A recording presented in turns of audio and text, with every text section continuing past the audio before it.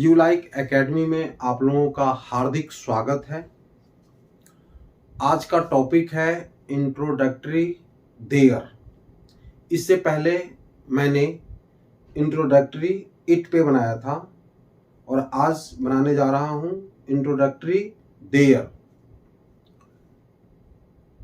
तो सबसे पहले दो शब्द मैं कहना चाहता हूं कि आजकल स्कूलों में टीचर के पास टाइम नहीं होते कि बच्चों को ग्रामर सिखाएं। बच्चे को क्वेश्चन आंसर रटवाते हैं, बच्चे उसको रट लेते हैं। जिन बच्चों को याद रहता है वो पेपर में लिख देते हैं, उसको अच्छे नंबर आ जाते हैं।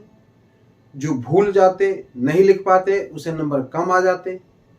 तो पेरेंट्स समझते हैं कि हमारे बच्चे अच्छे नंबर ले आए तो पढ़ने में इंटेलिजेंट है और कम नंबर ले आए तो पढ़ने में वीक है। ऐसा नहीं है। हम पढ़ते हैं नॉलेज बढ़ाने के लिए, और नॉलेज कब बढ़ेगा? इंग्लिश हमारी लैंग्वेज नहीं है। हम लोग इंग्लिश लैंग्वेज सीख रहे हैं, इसलिए हमें सीखने के लिए वर्ड पावर की ज़रूरत है, वोकैबुलरी की ज़रूरत है, और रटने की नहीं। सेंटेंस बना करके सेंटेंस में कौन सी वर्ड कहाँ पर आएगा वो सीखने की ज़रूरत है, ताकि बोलने वक्त हम आराम से बोल सकें। सेंटेंस में वर्ड को हम सेट करके आसानी से हमें बोलने आ जाएगा। प्रैक्टिस करते रहेंगे, निश्चित रूप से आएगा। तो आगे हम चलें इंट्रोडक्टरी देयर। अब देखें, इंट्रोडक्टरी या डमी, इसको हम डमी भी कहते हैं और इंट्रोडक्टरी भी कहते हैं। इंट्रोड्यूस वर्ड से बना है। इसका सेंटेंस में यह सब्जेक्ट का कार्य नहीं करता है। जिस तरीके से इट सेंटेंस में एक शो देने के लिए, सुंदरता बढ़ाने के लिए कार्य कर रहा था, उसी तरह से देयर भी कार्य करता है सेंटेंस को सुंदरता बढ़ाने के लिए। इस देयर का कोई मीनिंग नहीं होगा। तो आए हम सेंटेंस के थ्रू समझने की प्रयास करें। तो देखें, जैसे देयर, सब पहले there plus is, are, was, were, will be, इसमें शैल भी नहीं आएगा, प्लस अदर वर्ड्स। अब देखें यहां पे इज, आर, इट में ओनली इज था, वॉज था, विल बी था। क्यों? क्योंकि इट के साथ इट सिंगुलर होता है और उसके साथ सिंगुलर वर्ब आएगा। लेकिन यहां देयर, देयर का कोई अपना ये सब्जेक्ट नहीं होता। इन वर्ब के बाद आने वाला जो वर्ड होता है वो सब्जेक्ट होता है। उसी सब्जेक्ट के अकॉर्डिंग हम वर्ब हम लेते हैं। जैसे देयर इज अ बॉय।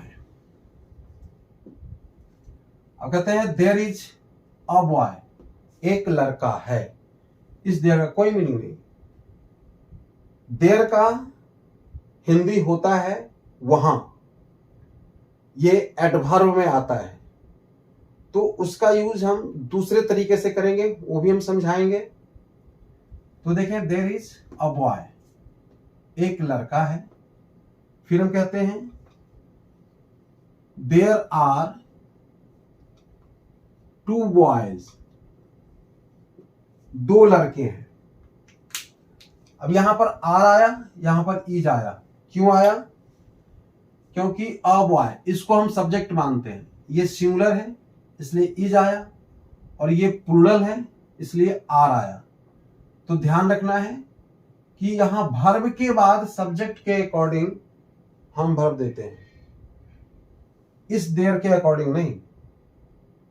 तो जो लोग नहीं जानते हैं इसे सब्जेक्ट समझ लेते हैं और उसका मीनिंग आउट नहीं हो पाता। अब देखें,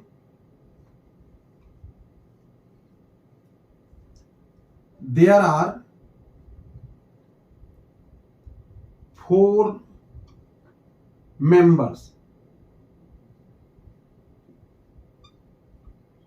देयर आर 4 members, क्या है, 4 सदस्य हैं।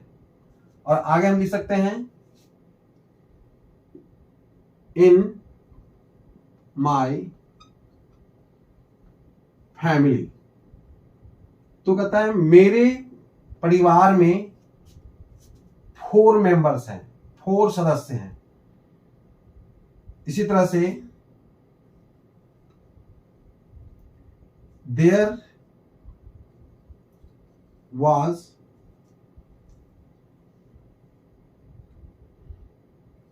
a bird on the tree। देखिए, देयर वाज अ बर्ड, एक चिड़िया थी, कहां, ऑन द ट्री, पेड़ पर। तो इसी तरह से इस देयर का कोई मीनिंग नहीं निकलता, पेड़ पर एक चिड़िया थी। इसी तरह से और भी सेंटेंस देखें,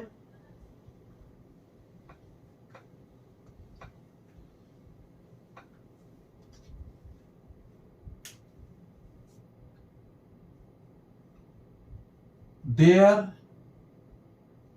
will be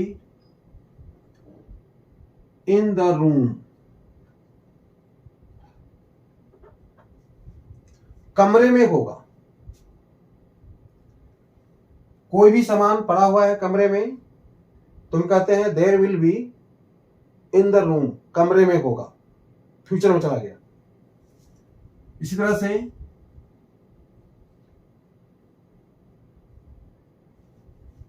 there will B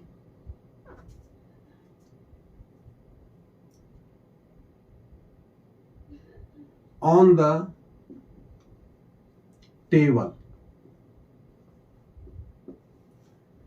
तो there will be on the table, table पर होगा।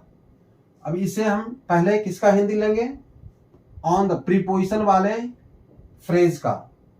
इन द रूम ये भी फ्रेज है, ऑन द टेबल ये भी फ्रेज है, ये एक साथ बोले जाएंगे। कमरे में होगा, टेबल पर होगा, इस देयर का कोई यूज नहीं हो रहा है। अब देखें, there is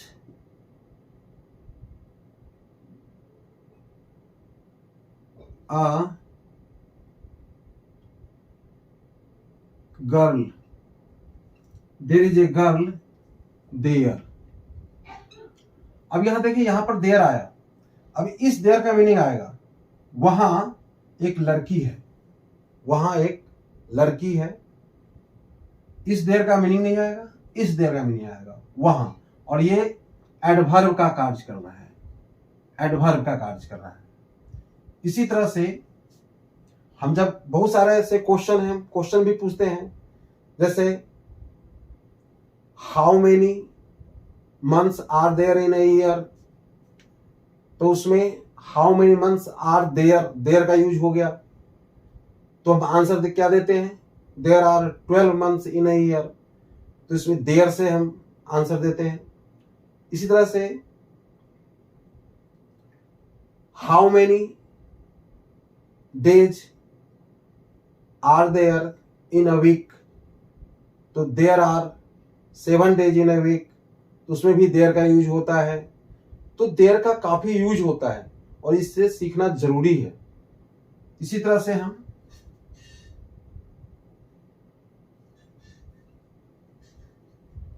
there were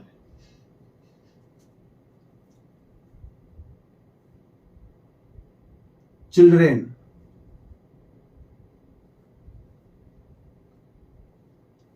in the park.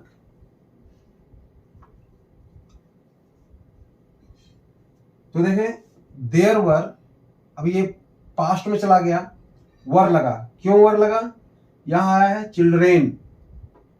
Children क्या है? प्लूरल है, इसलिए यहां पर वर का यूज हुआ है। अ गर्ल सिंगुलर है, इसलिए यहां पर इज का यूज हुआ है।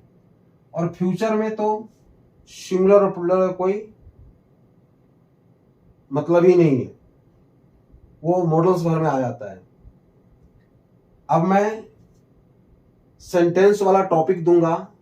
सेंटेंस स्टार्ट करेंगे, assertive sentence, interrogative sentence, imperative sentence, optative sentence, exclamatory sentence, जिसका मैं एक शॉर्ट भी दे चुका हूं और कई शॉर्ट में दे चुका हूं, ताकि कम समय में सीख लें। तो उस पर हम विस्तार रूप से हम टॉपिक बनाएंगे, एक एक करके समझाएंगे। इसके बाद हमारा धीरे धीरे और आप लोग को इंग्लिश और अच्छा मजा आएगा सुनने में, बोलने में, एक एक करके सब कुछ समझाते रहेंगे। तो देखें there were children in the park. तो पार्क में बच्चे थे। अभी हम एडजेक्टिव का भी यूज नहीं कर रहे हैं, क्योंकि एक ही बार अगर हम सबको यूज करते हुए चलें तो समझना मुश्किल हो जाता है। जो नए सीखने वाले हैं इंग्लिश, उनके लिए एक प्रॉब्लम आ जाता है। तो हम एक एक करके पहले कौन सा हमें सीखना है, फिर क्या सीखना है, फिर क्या सीखना है, उसके हिसाब से हम चल रहे हैं। इसलिए आप हर वीडियो देखने की प्रयास करेंगे ताकि आपको ये इंग्लिश अच्छी तरह समझ में आते रहे। Okay, thank you.